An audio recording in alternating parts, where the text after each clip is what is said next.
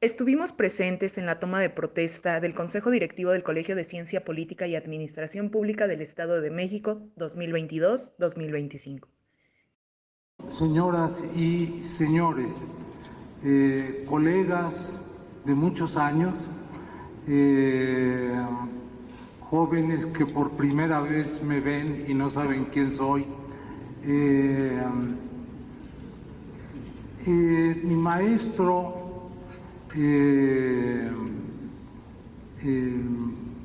Morales en la Facultad de Ciencias Políticas me decía: la primera obligación de un profesionista es la de estar actualizado en su campo.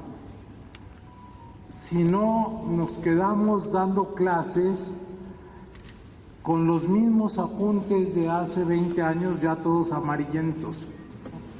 Entonces, esa es la primera obligación. Y la segunda es estar actualizados en lo que está pasando en la sociedad. Me refiero a lo siguiente: hoy mismo en México, los grandes problemas que tenemos, y tenemos muchos, están entre ellos el de la seguridad. El país se nos está yendo de las manos.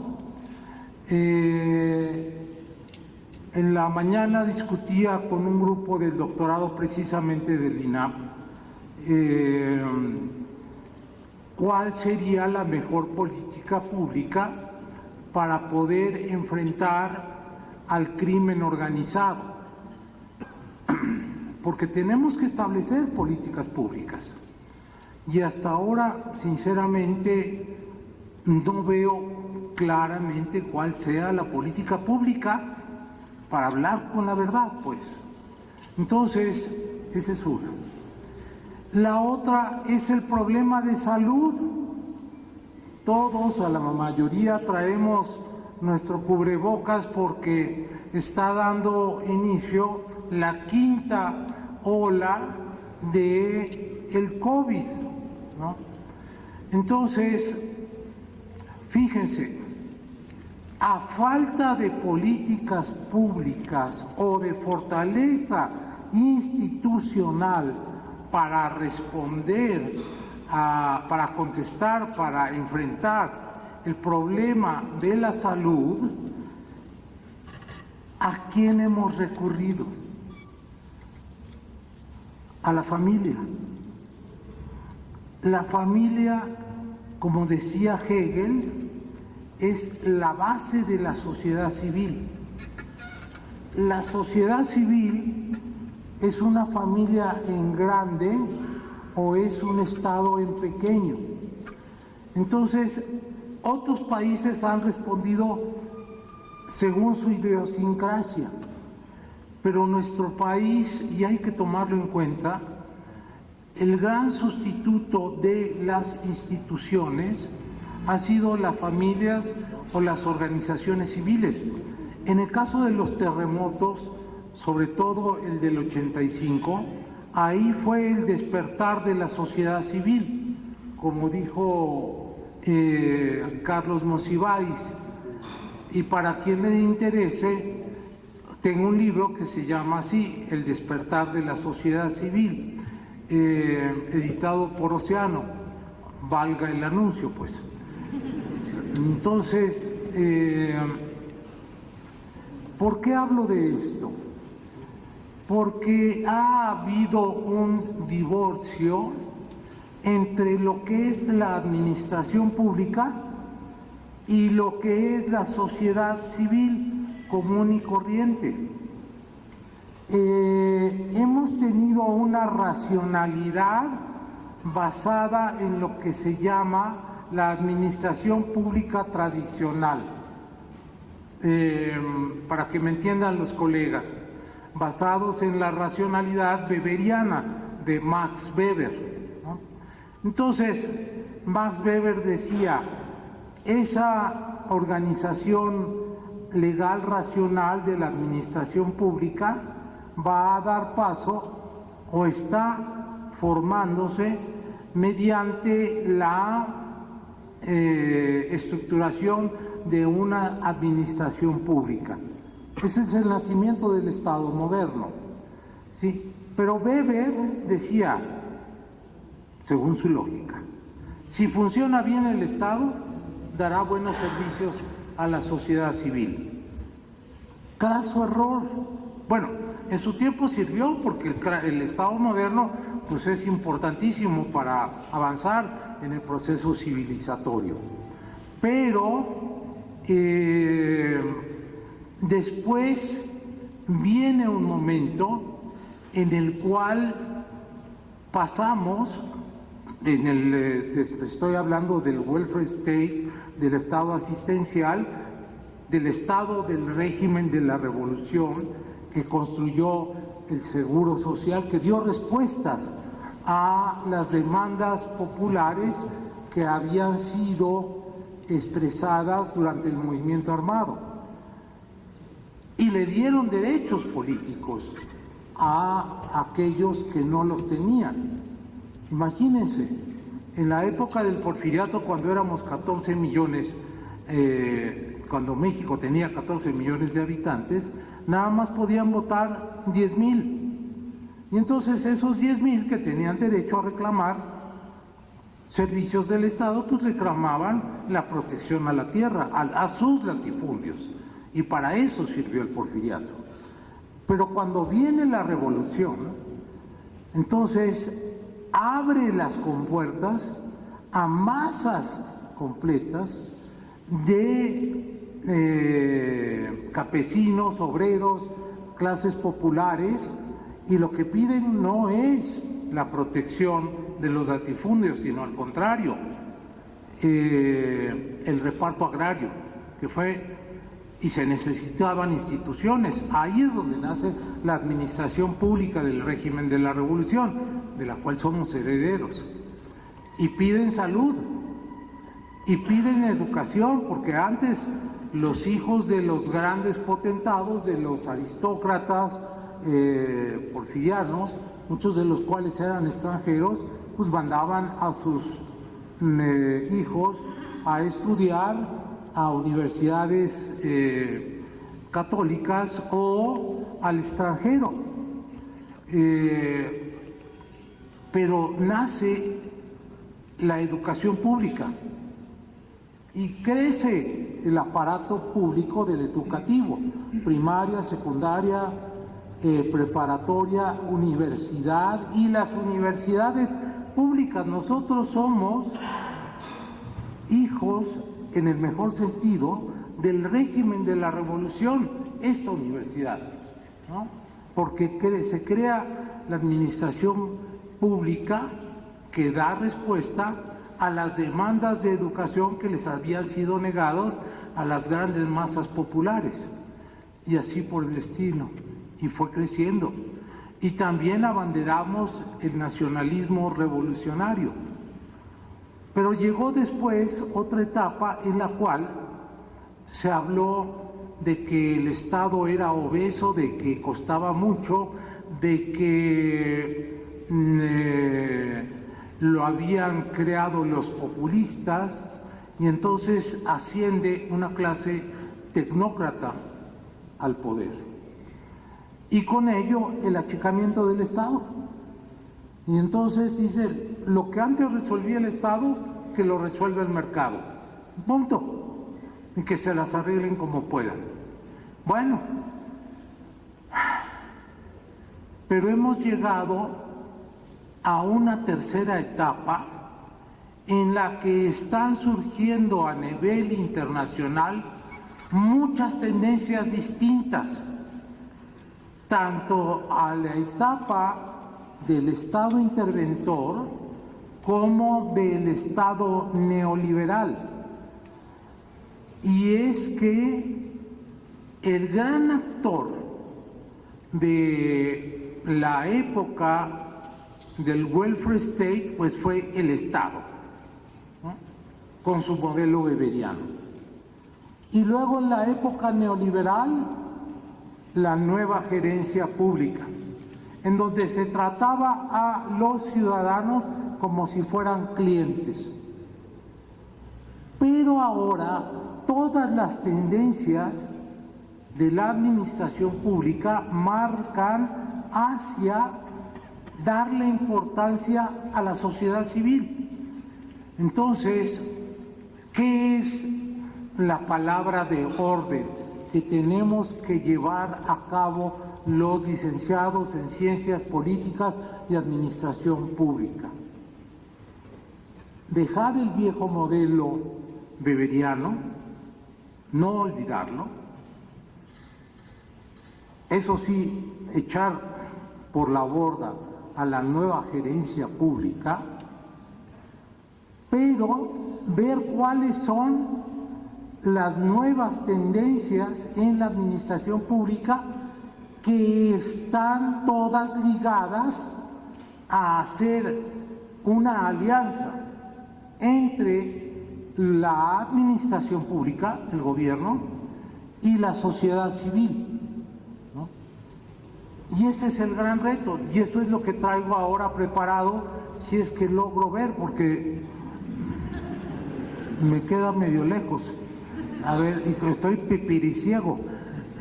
La democracia está incompleta si solo se observa en el nivel político jurídico, es decir, si solo la ves como administración, licenciados en Ciencias Políticas y Administración Pública. Esa se llama la visión neoinstitucionalista.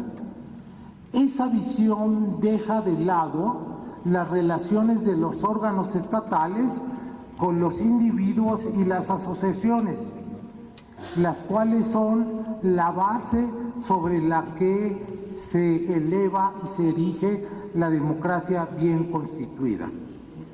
Es decir, nos fijamos mucho en las áreas de ciencias políticas, en las facultades de ciencias políticas y sociales, en la parte institucional. Dos sociólogos obviamente nos despreciaban y decían, no, lo que importa es la sociedad.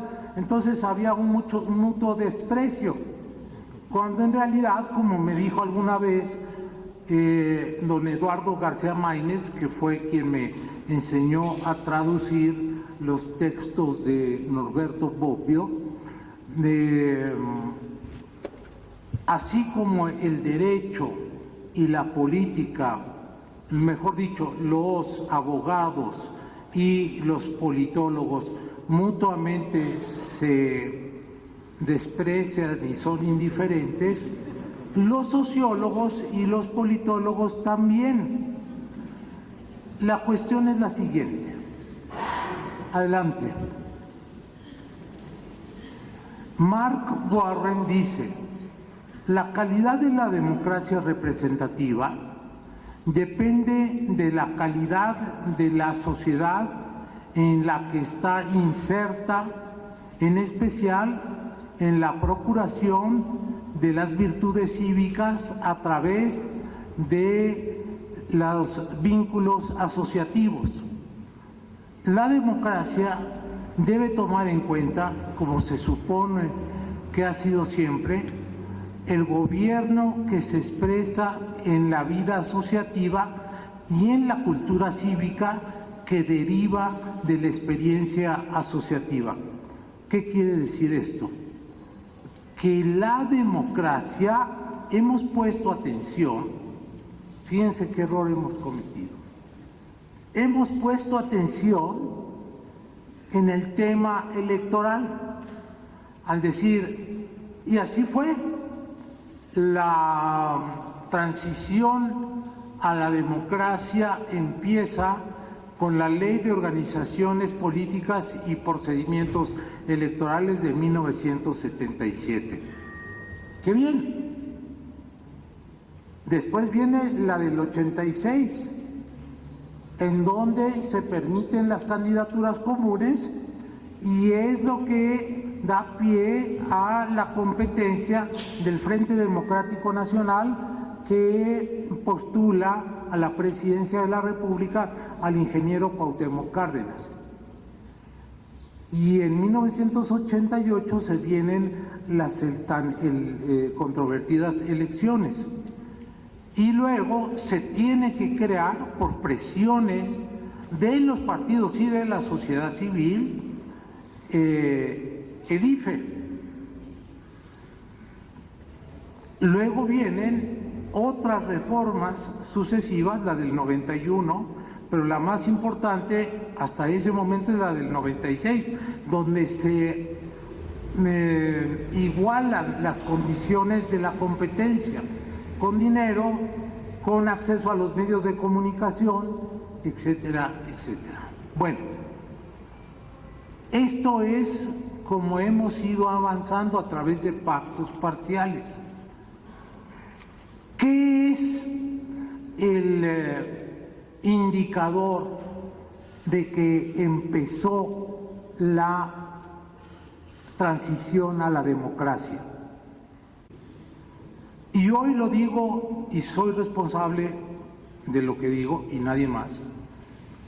En 2018 se corta la comunicación, el diálogo entre el gobierno y la oposición, y el país se empieza a polarizar.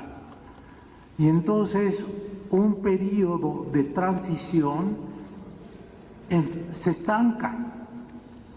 ¿Cómo podemos restablecer los mecanismos de construcción de la democracia? Pues a través del diálogo, por una parte, y la otra, a través de que no solo se participen en la vida política, valga la redundancia, los partidos políticos. Todos los días vemos el juego de partidos, ¿no? Y nosotros como espectadores. Así no se hace la democracia. Así no se hace la transición, así no se hace el buen gobierno. Tenemos que ir hacia la sociedad civil. Como profesionistas de la política y de la administración pública, tenemos que hacer una alianza con la sociedad civil. En el gobierno de la revolución, en el régimen de la revolución, los vínculos fueron por sectores, lo que se llamaban las corporaciones, la corporación campesina, obrera, popular. Hubo un tiempo en que hubo también una corporación militar que salió en 1946, y por eso se habla del Partido Revolucionario Institucional. ¿Qué significa el cambio de nombre? No solamente hubo un cambio de nombre, sino el país pasó del militarismo al civilismo. Esto es bueno recordarlo, porque para administrar el Estado no se necesitan a los militares, sino que aquí estamos precisamente, como los médicos que están desempleados. No se necesitan traer médicos cubanos. Con los médicos mexicanos que tenemos, especialistas de calidad, calificados a nivel mundial, tenemos, ¿no? Entonces, adelante. ¿Cuánto llevo de tiempo? Porque soy muy hablador. 10 minutos. Gracias. Bueno, eso sí ya no lo veo. Carácter plural es el rasgo que distingue a la democracia moderna de la democracia antigua. Dios mío, ayúdame. Es decir, bueno, me lo sé de memoria. La cuestión es que el centro de la vida política en el mundo antiguo era la asamblea, en donde se discutía, ya me salvó la vida, gracias, la polis. Mientras que la democracia moderna no tiene un solo centro de poder, sino tiene muchos. Por eso Hegel decía, la sociedad civil es creación del mundo moderno, porque antes o eras ciudadano o eras un individuo a secas. Y entonces en el ágora eras soberano, pero no había derechos individuales.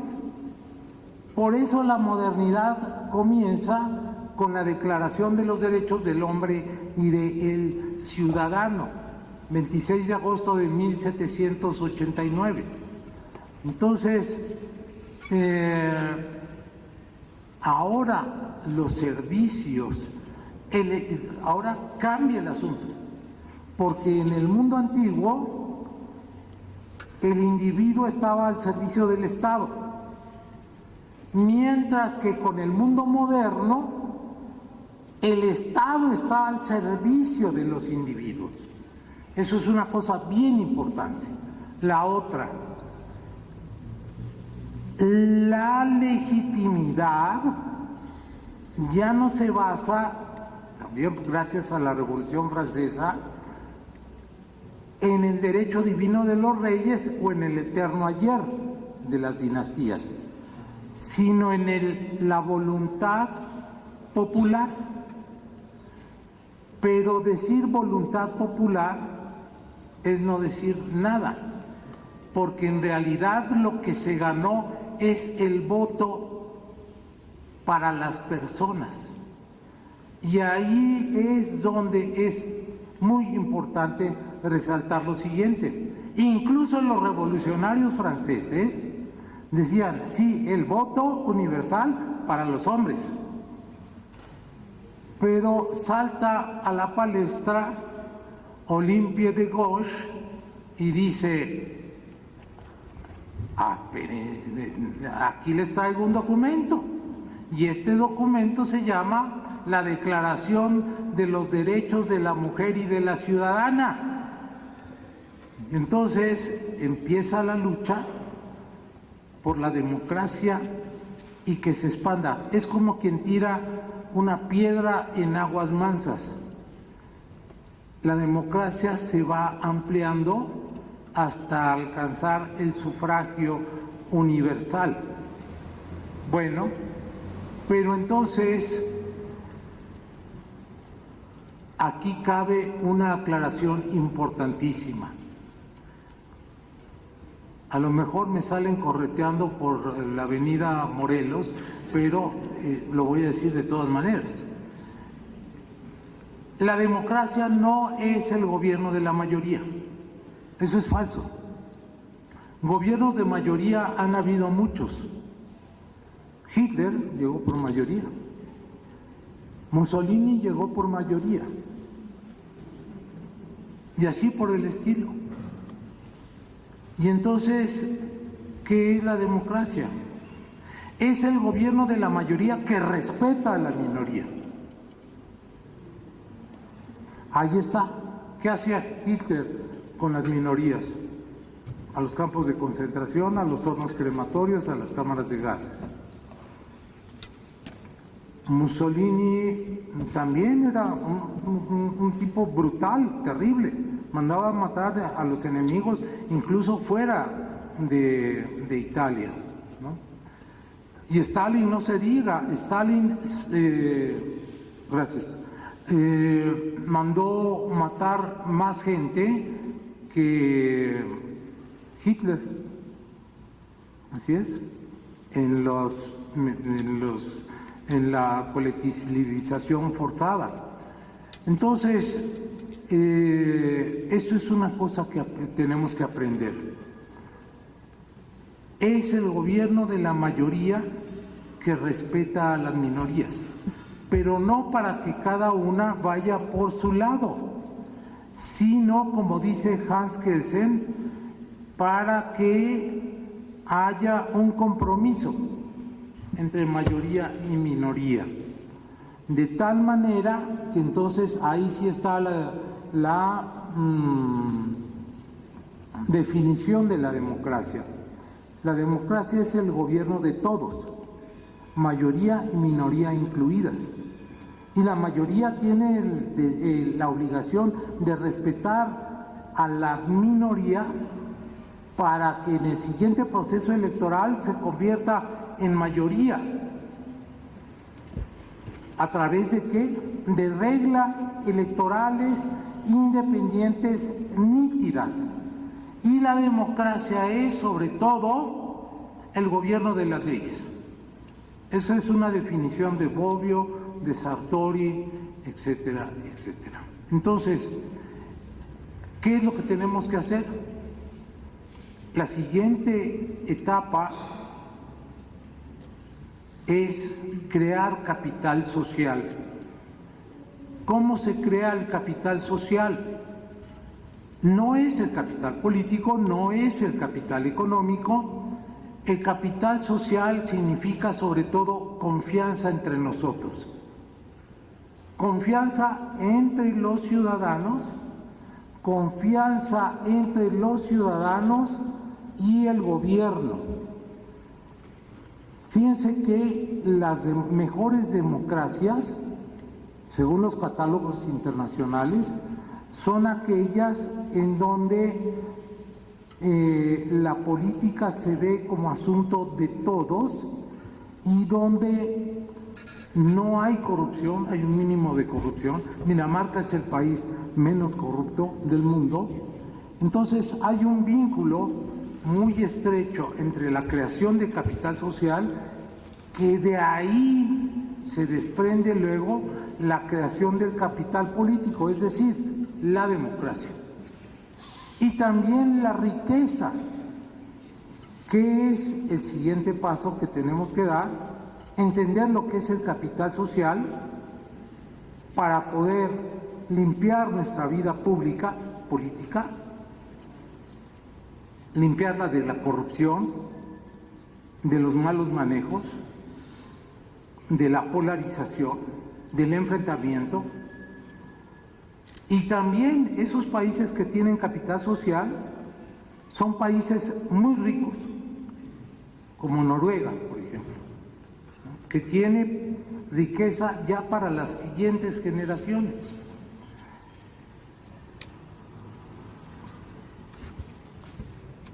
Mensaje. Les deseo suerte y me comprometo a colaborar con ustedes desde la trinchera que ustedes decidan. Muchas gracias.